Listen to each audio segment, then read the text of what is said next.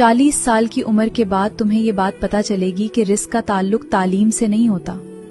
एक कम पढ़ा लिखा हुआ इंसान और एक ज्यादा पढ़ा लिखा हुआ इंसान 40 साल की उम्र के बाद बराबर हो जाते हैं।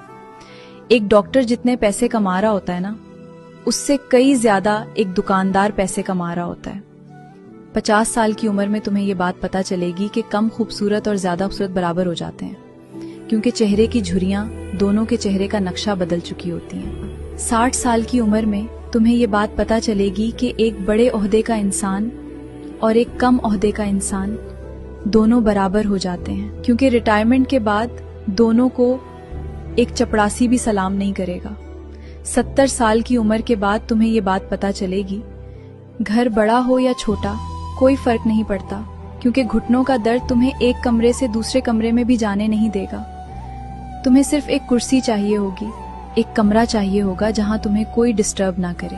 80 साल की उम्र में तुम्हें ये बात पता चलेगी कि तुम कितने अमीर हो या कितने गरीब हो, कोई फर्क नहीं पड़ता। 80 साल की उम्र में अगर तुम्हारे अकाउंट में करोड़ों रुपए भी पड़े हैं ना, तो तुम्हारे किसी काम के नहीं, क्योंकि 80 साल की उम्र के बाद ना तो भूख लगती है और ना ही कोई ख्वाहिश बाकी बचती है।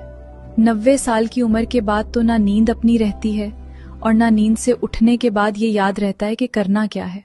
समझाने का मकसद एक ही है कि इंसान सारी जिंदगी इन 3 चीजों के पीछे भागता है, पैसे के पीछे, ओहदे के पीछे, खूबसूरती के पीछे। लेकिन तल्ख हकीकत तो ये है कि कुछ अरसे के बाद ये तीनों चीजें बेमायनी हो जाती हैं, एक जैसी हो जाती हैं।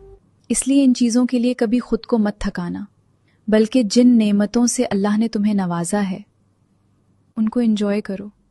तुम नहीं जानते कि किस पल तुम्हारी जिंदगी की शाम हो जाएगी।